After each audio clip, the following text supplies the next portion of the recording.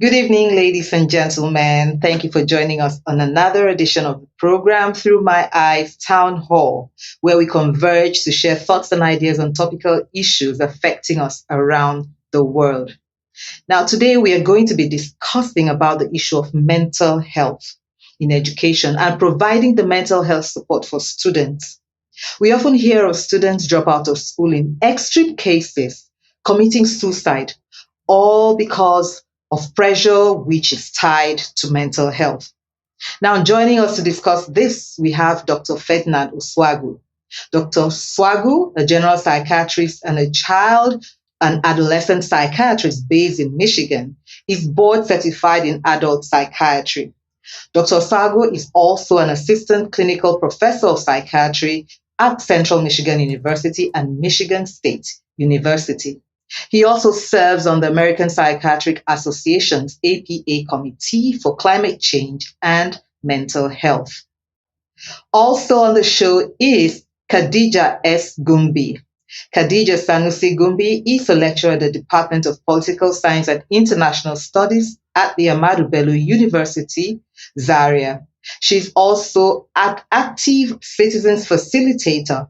Areas of interest include foreign policy, regional integration, youth empowerment, development, and girl education. With this, let's begin the show. Over to the moderator, Akin.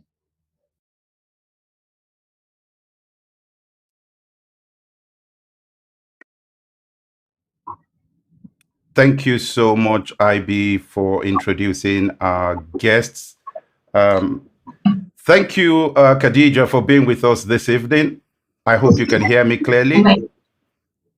Yes. Yes, Thank you you. can. Fantastic. Dr. Osuagwu, thank you for being here again. I know you must be going through quite a lot in the US as well at this point in time. Thank you very much for inviting me. Excellent. Well, let's get on with the program straight away, and let's dive in at the deep end. Mental health issues. Over the last sort of 2-3 years, we've started to see and hear a lot more about mental health issues. And one could almost say that the awareness programs around mental health are starting to build up. Doc, let me start with you. What is your take on the general sense on mental health across the different markets that you've worked in? Well, I mean, this is a very pertinent question, which is generating a lot of buzz worldwide. And the interesting thing is that based on what WHO statistics says, there is 1 out of 5 individual who has mental health issues. So what that means in essence is that for every 20% of people you come in contact, they are likely to have mental health issues. And if you translate that mathematically, that comes to almost about 6 billion people. So each and every one of us, what does that mean? It just means that we are likely to know somebody in our immediate vicinity who has some form of mental health issue or the other.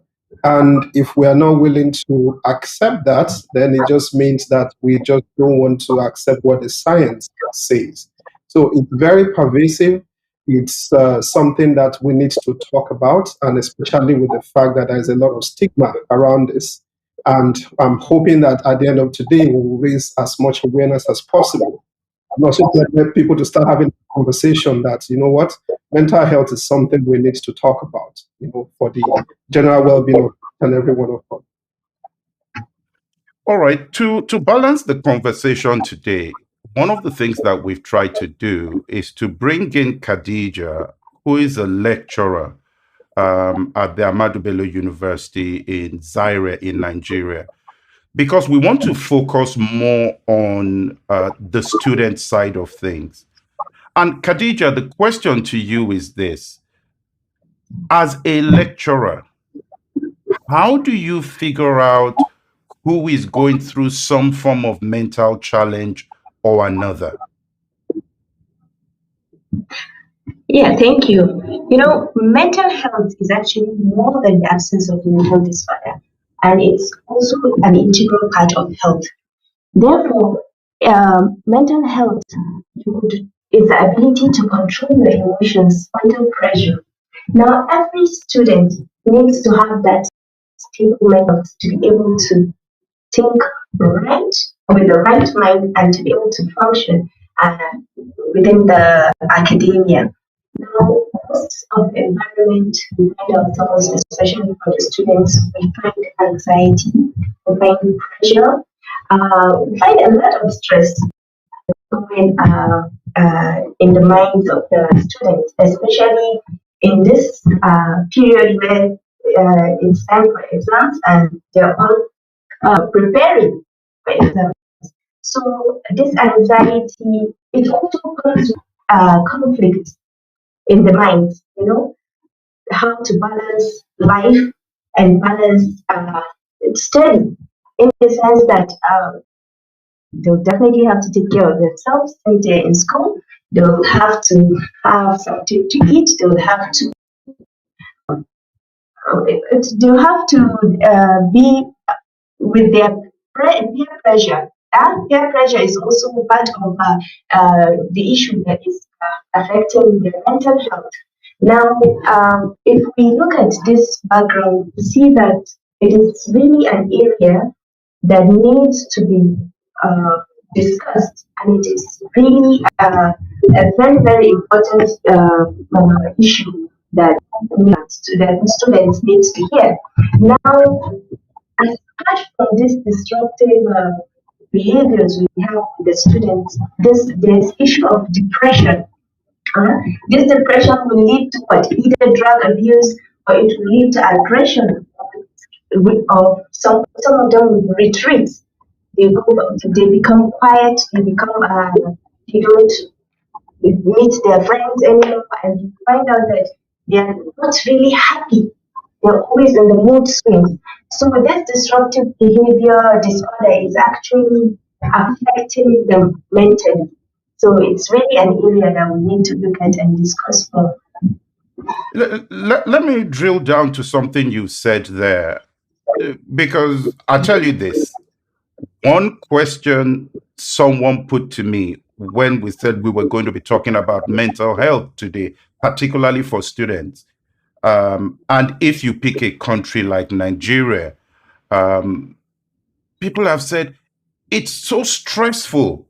Exams are coming. You may have an exam coming in 2 days, and then the lecturer just says, "Oh, sorry, we're changing the topic," or things like that happen. How do you avoid that in the context of the Nigerian educational system?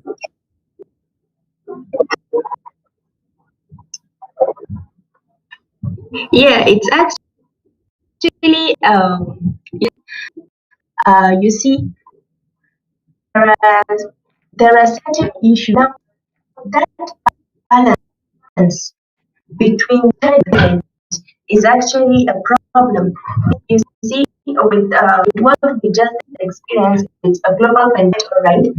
The students have been away from school, and therefore there's this there's this retention of memory, if I may use that word, and have not been away. So therefore, coming back for examination will actually bring more anxiety to the students. You understand? It will bring more anxiety, and they will be under stress. It will affect how the way they will think in the next few weeks, and there will be anxiety, there will be pressure, there will be like, pass or not pass? What is happening? How unprepared?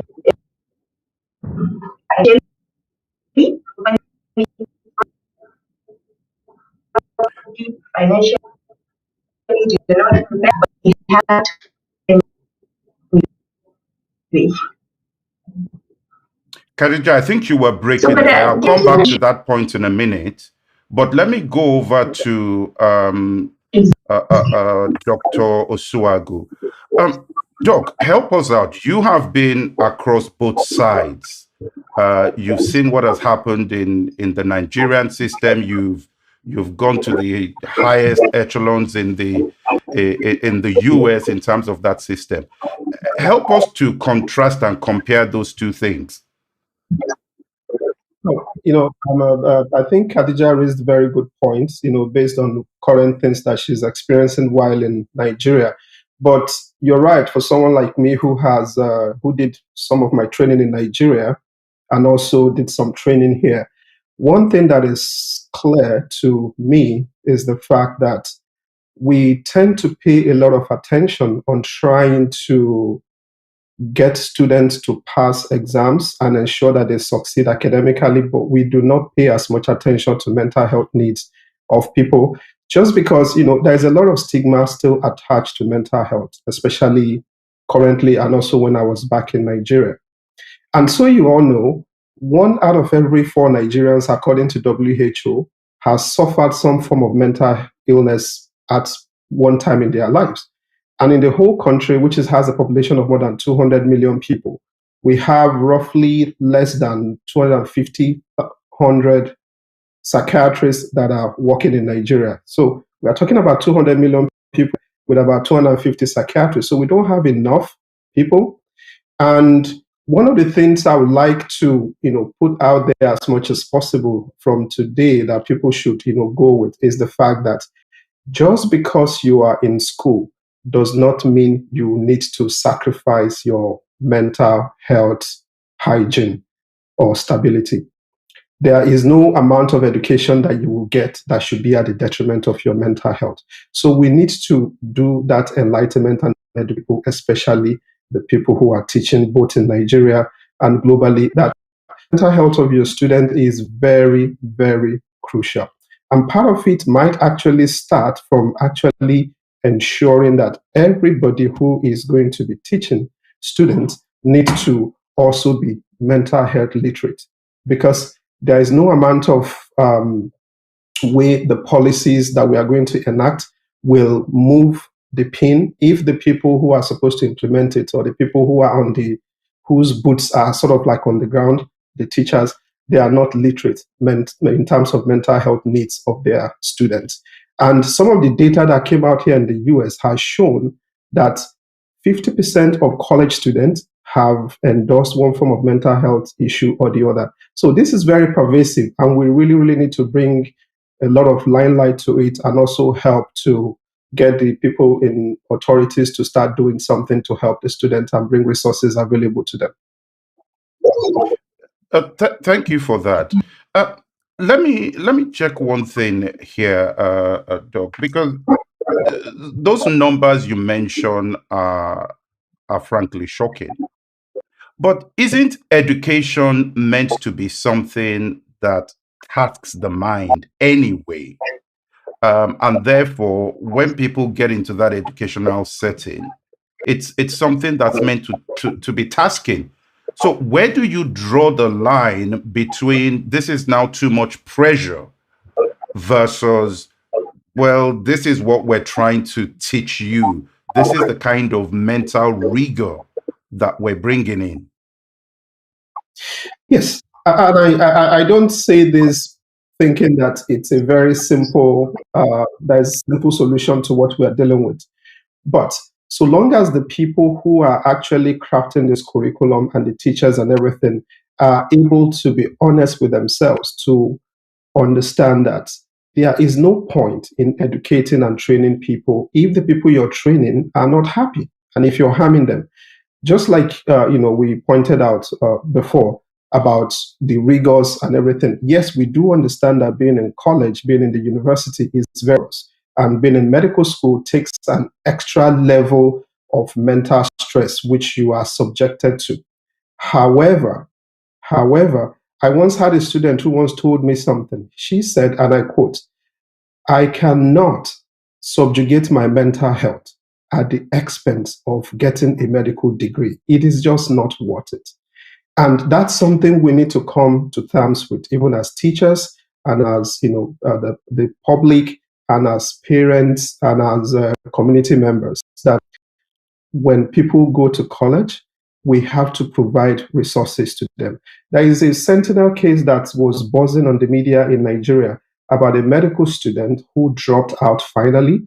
I won't mention his name, due to the fact that he had significant mental health issues. Granted, the university came out to give a very factual based and legalistic chronology transpired that led to this gentleman dropping out. But I still think that lessons need to be learned from that. What can we do better? What resources can we put? Were community resources made available to this individual? He dropped out of school. Did anybody bother to check what was going on with him? Or did we just assume that he was being somebody who was not following the rules and regulations? When he didn't show up in class, did anybody bother to find out where he went to, what happened? Did anybody reach out to his parents to see? These are all community things, community-based resources that could have been there for people with mental health to keep an eye on them so that they don't fall through the cracks. I don't get a sense that we have built enough robust community-based responses that can help people, especially in college, when they fall through the cracks. Like this gentleman who, the university in their response to what was going online made one statement which stated that the patient did not complete his studies and that he was treated with manic depression psychosis, and they feel like some of the ways that he has been in and out, he has violated university rules and regulations. Yes, he violated them, but he was psychotic. He was not in the right frame of mind. So he's probably not going to be able to make the right choices if he did not have enough protective guardrails to help him through the ordeals that he was going through. Doc, while one cannot speak too specifically about issues like the case you mentioned, one thing that comes to mind, though, is for someone like that, was that issue something that was induced by the educational system? Or did he have an issue even before he got into that educational system? Isn't it going to be quite difficult to draw the line between this was induced by the workload in the university? It is difficult to draw the line. That's the fact that we all know. Also, the science out there also shows us that most of these mental health issues tend to unravel more when you are facing severe environmental stressors. And being in the school, medical school, transitioning from home, because I believe this gentleman had to transition from where his parents were to go to another part of the country to go to school. That in itself is stressful. So even students who did not have baseline or genetic vulnerability for mental health issues tend to show some mental health issues like increased depression, increased anxiety symptoms when they had to make the transition to go to school. Now, if you now interpose that with somebody who is already possibly genetically vulnerable to mental health issues and now have to deal with the stressors of being in school, in the university, stresses of being in medical school, that could create a synergistic relationship which will make his mental health issues to unravel and become, most likely worse than what he could have been before. So, they have genetic vulnerability is likely possible that he did. Will he have developed his mental health issues, whether he was in medical school? It's possible. We may not know, but it's possible. But we do know is that if you just oppose the stress of medical school or stress of being in the university with the genetic vulnerability that he has, then the chances of him coming down or relapsing is much higher. Khadijah, let me come back to you on this point. And let's take the example that Doc has raised there, and let's drill into that. So you've got a student that you're teaching, and you notice that this student doesn't turn up in school. Is there anything from an organizational perspective that demands that you, as an organization now, that lecturers go out of their way to find out what is happening to those children, or those students, I should say?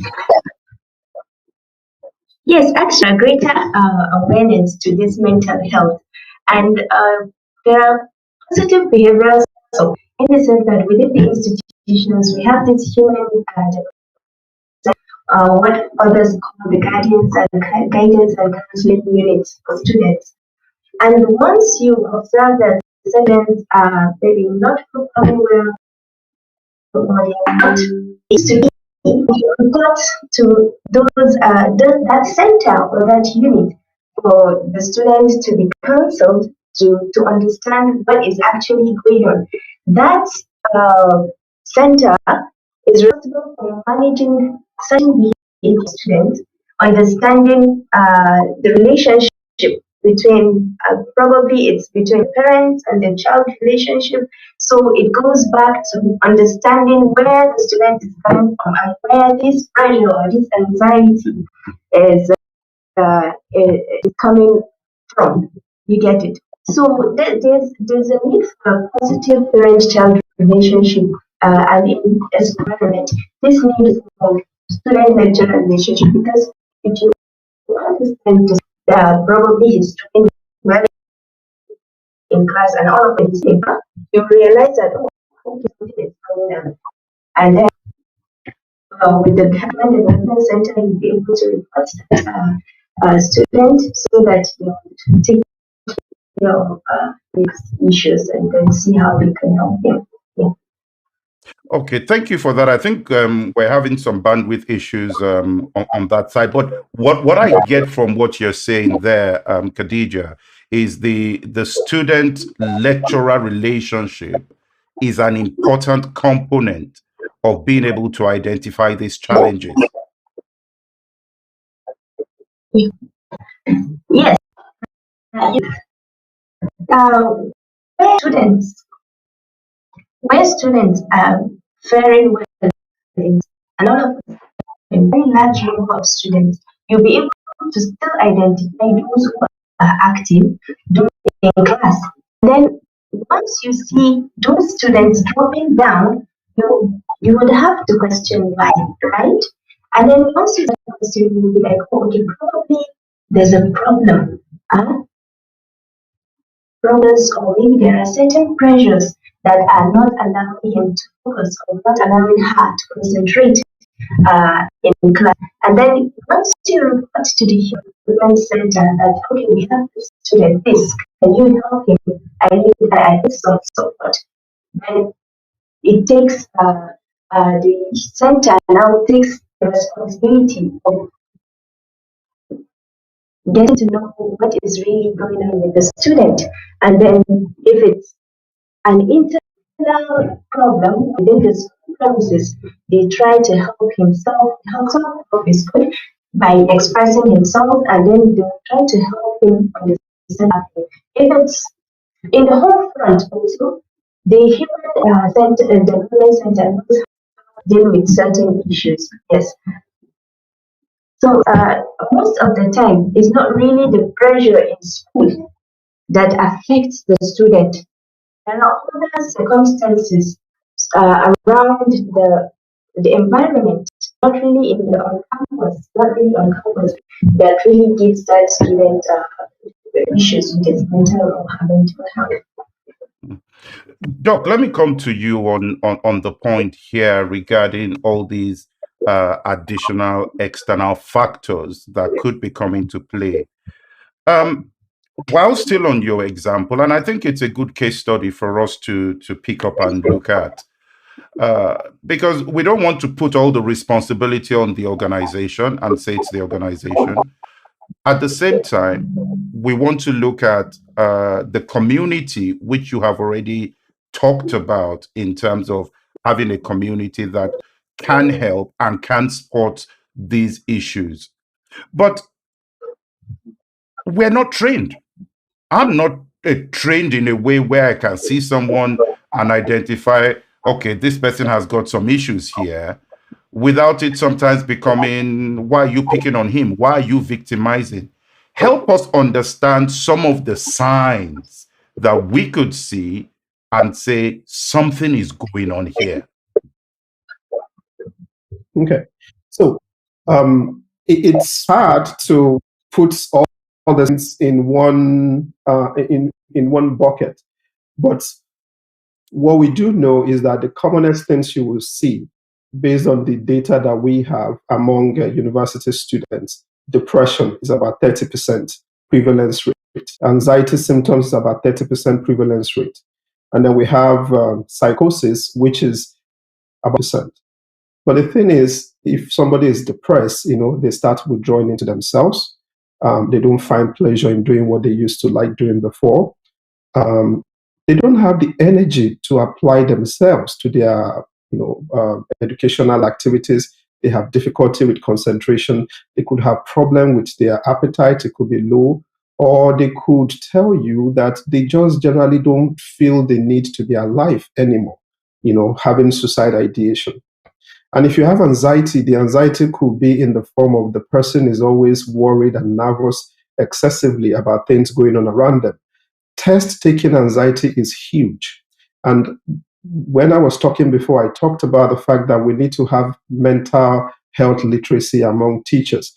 How many teachers do we know in Nigeria or Sub-Saharan Africa that a student can approach and say, hey, I was not able to come for the test yesterday because I had test-taking anxiety?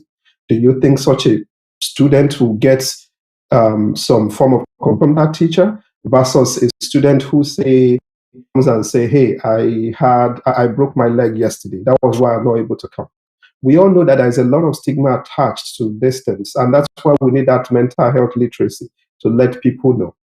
And then when it comes to psychosis, people start withdrawing, they start having bizarre behavior, could be hearing voices or could be saying things, disorganized thought process.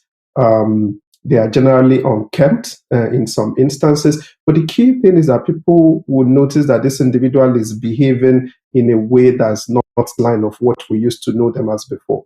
Like the gentleman we talked about, he talked extensively about how he left school and was wandering around. There were times he was homeless. He was, aiming roamlessly on the streets. Family could not find him. Nobody knew where he was. But of course, he has left the medical school and the university, which is violating the rules. We get that. But then the bottom line is that it was a psychosis that was driving some of those behaviors that he was engaging in. And he went as far, even as after he had left school, to try to castrate himself. Nobody in his right mind will take a surgical instrument and try to surgically castrate themselves, removing their own testicles. So it's just due to that disorganized thought process, and perhaps he was responding to internal stimuli, what we refer to as internal stimuli, when you feel like people are talking to you and asking you to do stuff which ordinarily you wouldn't have done if you're in the right frame of mind.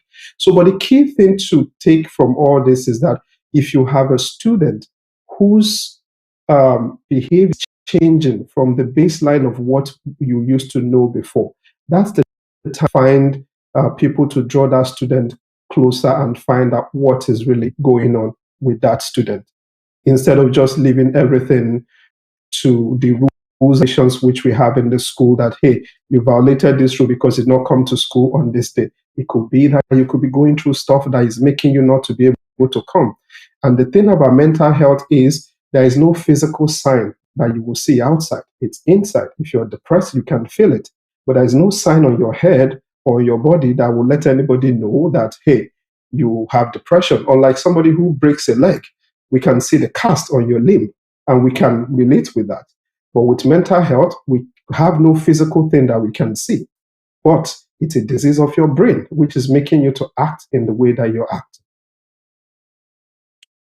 Thank you for that. Khadijah, there is a question on YouTube here, which I think is really directed at you, to be honest. It says, our higher institutions in Nigeria are very toxic environments, and students are bullied by lecturers. I know that is sort of generalizing the context from there, but what is your response to that comment?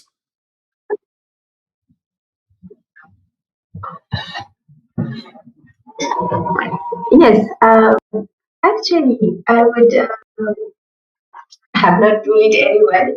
So I would say that it's actually a perception, really, and it's a reaction, right? When come into the lecturer's office with certain level apprehension, really, thinking that, oh, okay, or tagging him as, oh, this one is the wicked one, right? So that conception already built it in you that, oh, okay, this person is bad. You never see the good side of that person, right? Or certain reactions to maybe attitudes of students, you could react in a way that, oh, okay, the student will feel that the lecturer is being aggressive or so. There is this. I would agree that there is this unhealthy communication between the lecturers and the students, which is obvious.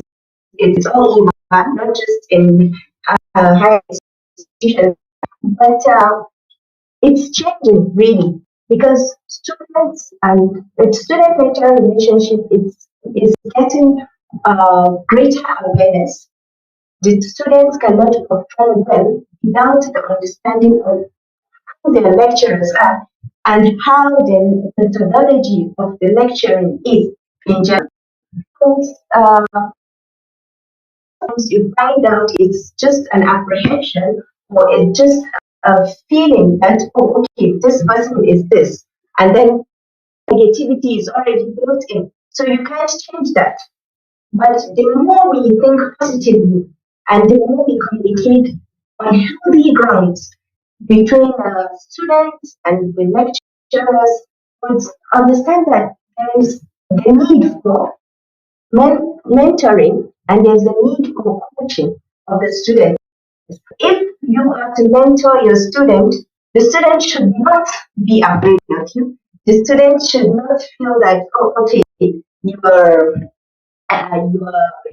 show that aggression. So it's I think it's a two-way debate that students need to understand their lecturers, and then lecturers also need to understand their students because this relationship is about you mentoring the student, right? You trying to coach the student.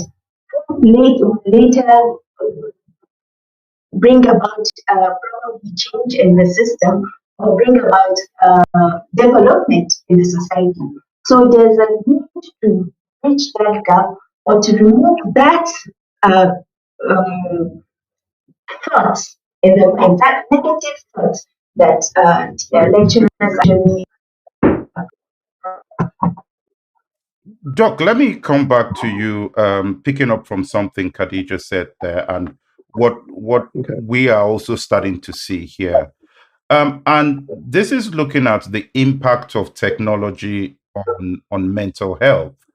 I don't know if you have done any research or you're aware of any research since COVID-19 and how that has impacted people's mental health in a way that lecturers, universities, educational institutions now need to adjust their process to accommodate the new normal.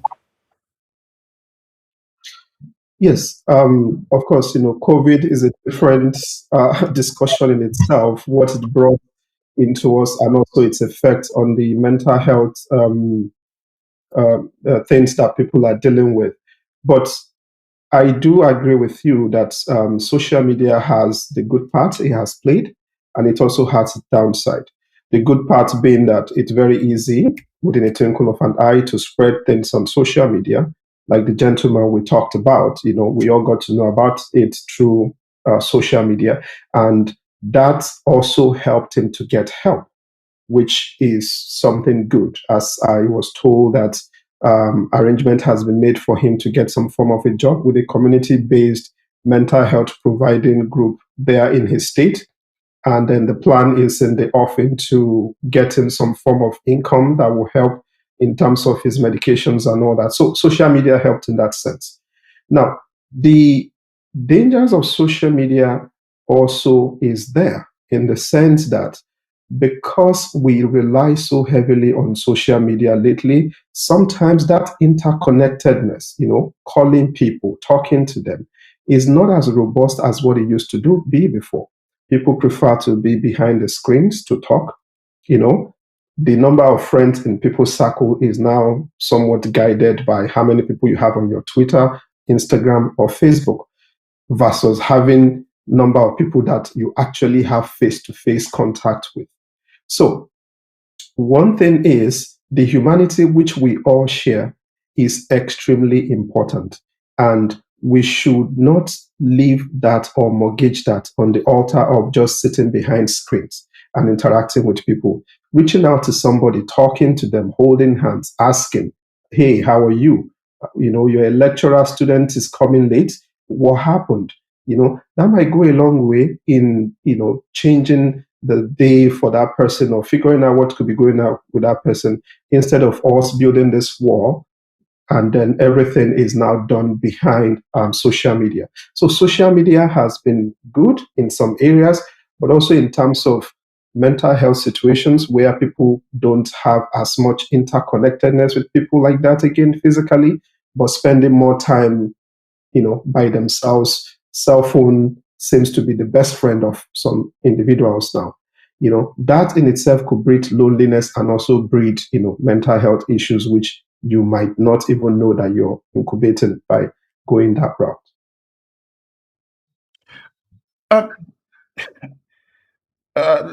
Khadijah, I think I should come to you on this point, and it goes back to where you draw this line.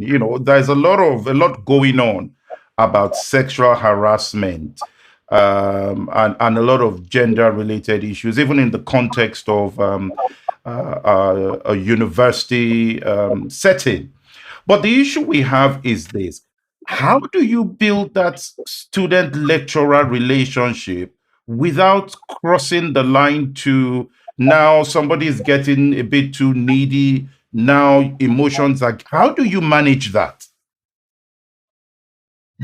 Yeah, like I said, and I always say it, every student can choose to control unhealthy emotions through somehow, right? And my advice for every student always is you should begin with an expression, right? You should express yourself. You should speak out, no matter the circumstances. Speak out, no matter how difficult it is. You realize that you're not alone, and that there are many other people who share similar experience with you and face similar problems. But unless and until you speak out, that's when people will know what is really happening. Now, create a smooth, healthy student relationship. It's very easy. There are certain times that, of course, you're not supposed to be in the office, right? And once you're in the office at that time, it means that you're doing your own personal work, not at the working hours. So students should understand that going to the offices of lecturers and all of those times is off limit. You're not supposed to. In fact, discipline there should be discipline. Or even the lecturers who treat students badly, there must be that link, because these students are coming from far away from their homes. Now the lecturer is supposed to be a guardian, is supposed to be a parent for those students. If you're not a parent, you could be a brother, you must have a younger brother, and you wouldn't want to be a younger brother the same way, right? So we should look at them as our own, right? And then just that mentoring is very, very important.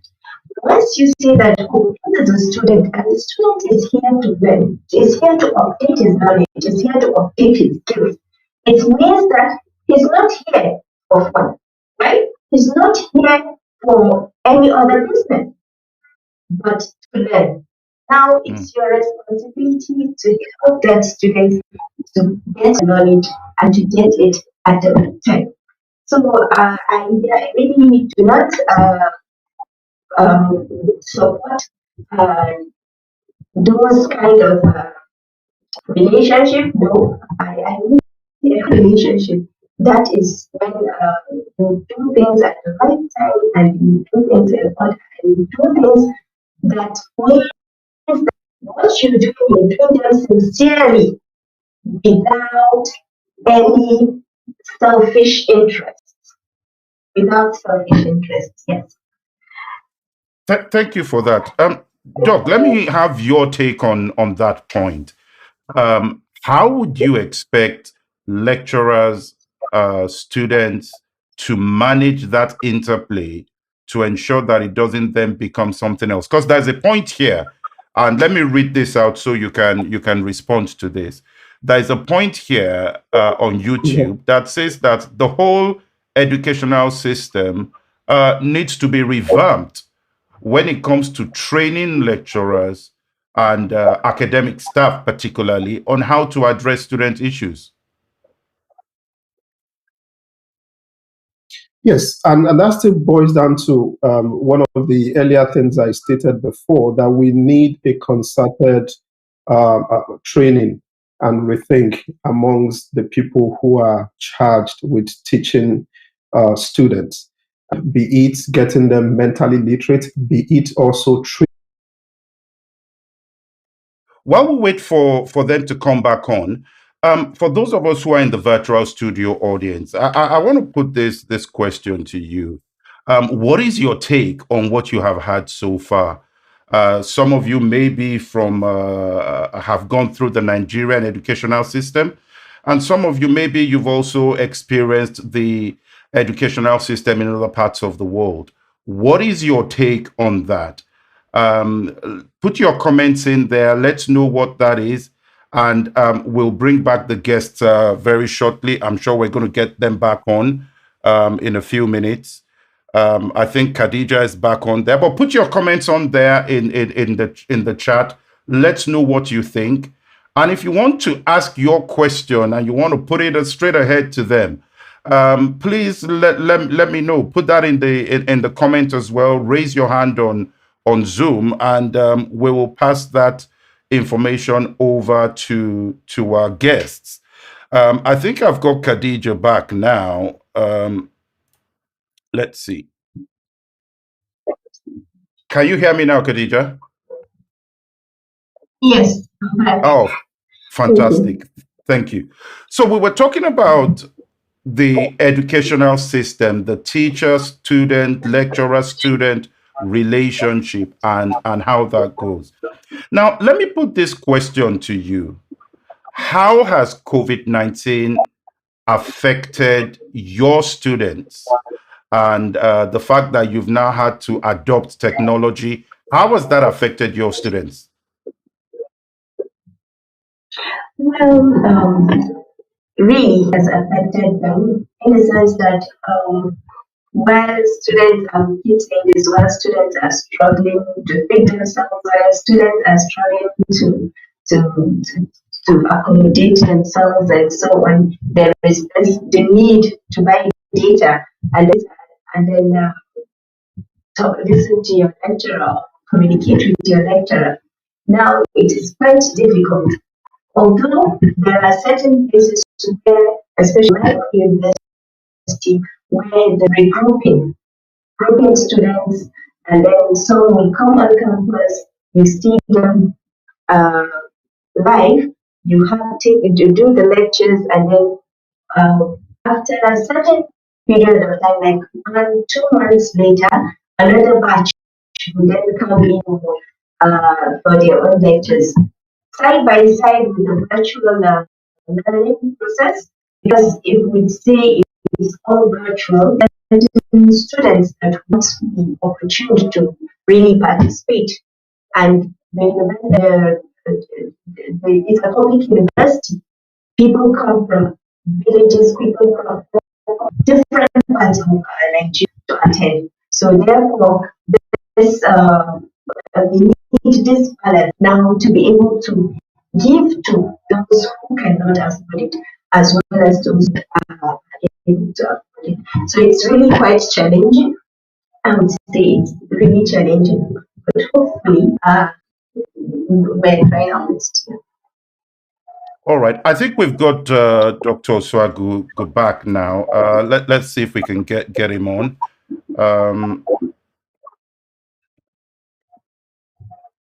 Doc, thank you for joining back there.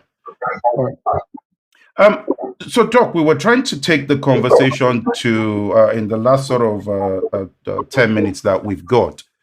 What do we do now? How do we solve the problem? Okay. So, like, one of the things I really wanted to get out there to the whole community at large is that this conversation is just to give us opportunity to keep talking about this on an ongoing basis. Is not meant to point fingers on anybody or anything. And I think the first thing we need to start with is in terms of the current policies that we have with regards to helping students and trainees. And these policies need to be revamped. For example, I speak from the point of view of somebody who is also an educationist. And some of the things we need is, number one, we need to start training our faculties and teachers about mental health literacy, what it entails, and what to kind of look out for to help them send students to go get help. Number two, we need to have very robust early identification and screening mechanisms put in place. When students are supposed to go to school, most schools will probably have mental health resources available or a university healthcare center that they go to. The screening mechanisms needs to be put in place that allows the students to actually go through questionnaires or screen them to see who you might see might be more likely to have things like depression or anxiety, and then you can point them towards the right direction in terms of resources which they can get. Now, of course, when individuals are screened and they are likely to have challenges with depression, anxiety, or mental health issues, the next thing is providing a very robust, mental health resources for them. And it's not just medications alone, because medications will do one piece, but there is another whole gamut of things we need to talk about and put in place, which we refer to as psychosocial intervention. And this could include things like, does your teacher understand that if you have test-taking anxiety, would they give accommodations for you? Does your teacher understand that if your depression or your lecturer understand that if your depression worsens when you're supposed to have an exam, can they work with you so that, they give you your test at a different day and time if you had failed to show up on the days that you are supposed to do it? And also, do we have a community wrap around service? What I mean by this is this. If you're a student and you are not showing up for your lectures, it's not just good enough to say, well, we've not seen this individual and that's it. Has anybody bothered to find out what is going on with this student? Did the dean of students or the school authorities try to reach out to the parent and say, hey, your ward is not showing up. Can you come and see what's going on? And also, students who have significant mental health issues may not necessarily be the best students to be allowed to go to do college or universities when they are far away from the support system which they are used to. For example, the gentleman that we were talking about came from a different state to go to the Southwest to go to, get training in a medical school. Perhaps he could have been better served when it was identified that he was struggling in medical school to look for a school that is closer home to family where they can keep a closer eye on him. So those are all the psychosocial things we need to put in place. And it's a community-based approach. And it's also an approach where we need to start by having that honest conversation. We need to de-stigmatize mental health issues. Each and every one of us could tell you that we don't, stigmatize mental health issues, but think deep within yourself. If anyone listening today, were supposed to go for an interview and you are not able to show up and they were asking you to give excuses or reasons why you cannot go up, do you think you will get the same level of sympathy if you tell the person who was supposed to do the interview that, hey, I had depression, that was why I didn't come, or I had panic attack, that's why I didn't come? versus if you tell them that, hey, I was involved in an accident and broke my leg, that's why I didn't come. You're more likely to get sympathy if you tell them that you break your leg than telling them that you had depression or anxiety. And also in our schools, when we send students for evaluation, do we ensure that this is confidential? Talking from some of the universities, people in medical school will have mental health issues. They send them to the same people who are their teachers and who are going to be involved in promotion for them and examination and regulation and stuff. And that same individual is supposed to evaluate you. Students might not be willing to go for such an assessment because you don't want to be stigmatized or labeled. So these are things we need to look into. And also the extant laws in the nation, some needs to sit on a legislative arm to start doing their job. My understanding is that a bill was sent to them in 1991, mental health bill. Attempt was made to get them to sit on this again in 2013. Up to now, I don't think we have a robust mental health bill that is supposed to help encapsulate all what we are talking about in the country because the legislators have refused to do their job to do it. One quick question to you, Khadijah, before we start to bring this to a close in the last few minutes we've got. It seems overwhelmingly from the comments I can see across the channels here that the take is that our lecturers in our higher institutions, particularly in Sub-Saharan Africa, don't have the appropriate training. And I want to put this question to you. As far as you know, in the context of higher education in Nigeria, let's be a bit more specific. Do they send lecturers and professors on training on mental health and how to recognize this in students? Well, yes, in some, it's quite a new trend that some of these issues are becoming rampant in institutions, especially within Nigeria. You hear the case of suicide, you hear case of students being depressed, and so many things. So it's quite it's a new phenomenon. And in fact, the rate at which the students are being identified is even slow because the students are not with until and unless it's late, then realize that was what happened. So there are a lot of students, a lot of things that have been going on, especially at the only talk of my university, another university, that has been going on the issue of someone who is anxious, someone who is depressed, and someone who is facing certain difficulties, students perhaps. And that's why I informed you about Human Development Center. That Human Development Center has therapy sessions for students who have these issues. Now, a lot of students, I say a lot of lecturers, must have gone through these trainings in my university. I'm thinking about my university right now. So, because of the rate at which it's becoming alarming, because there's this need that, okay, we need to rise up to this. We need to understand what is happening. We need to know why our students all of a sudden behaving the way they are behaving now. So it's really a new problem in the university. And it's the university handling it. Yeah. It's a new phenomenon. Fantastic. Thank you for that. At least that gives me some comfort that the institutions are starting to take the issue seriously. And I think anybody listening to that is going to feel some level of comfort. And like Dr. Osuagwu said, it's having the conversations, putting it out there, let people know that this is a big issue. Dr. Osuagwu, just before we go, any last parting words you want to give out there to someone who may be going through a challenge? You know, we talked about this student we're using as a case study.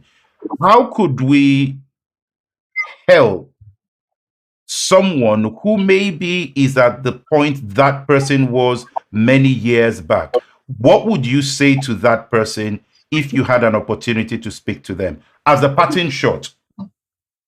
So the most important thing is there is no education that is worth mortgaging your mental health for.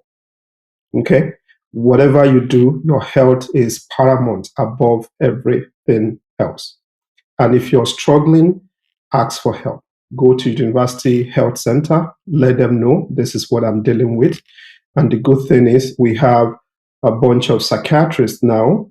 I mean, I can speak from people at the University of Ibadan who are very up on top of their game, and they are trying their best to get help for people.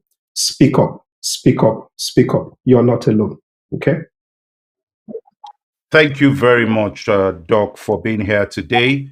For our guests in the virtual studio audience, I hope you've picked up one or two things there. I can see some comments that says it's been an enlightening session. Thank you for those on YouTube, Facebook, Instagram. We've been live on all those channels. Thank you all. Let me just make sure I haven't left any of the questions out.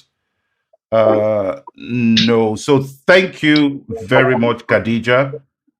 I know, you know, in the north of Nigeria is quite a difficult place to be, but thank you for joining us this evening. Thank you. And Dr. Osuagwu. All right, can I just... Sure, go ahead. Just child grows to be successful and that happy child grows to be depressed. But I disagree with this, you know. For everyone watching this, I want to tell you that life transcends and it gives the opportunity for an individual to transform. Irrespective of your childhood memories, you can be a better person. You are enough and you're very significant. You play a very significant role in your life. So do not be depressed. Be that happy child you were. Thank you. Oh, fantastic. Thank you so much for that, Khadijah. Thank you so much, Dr. Osuagwu. It's been an exciting time. I've learned quite a bit, and I am leaving comforted, knowing that at least something is starting to happen. Thank you, ladies and gentlemen, across all the channels. We're going to be back here on Monday. We're talking cryptocurrency on Monday. So please, if you're interested in that, do join that session.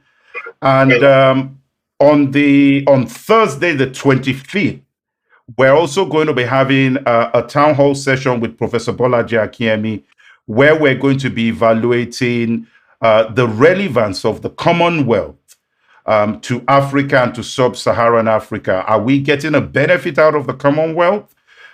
Or is it another means of taking the resources of Africa and moving it out to other places? It's going to be an interesting debate. That's coming up on Thursday, the 25th. And next week, Saturday, we'll be back here with another exciting topic to address, as we always do. Thank you, and we'll see you again.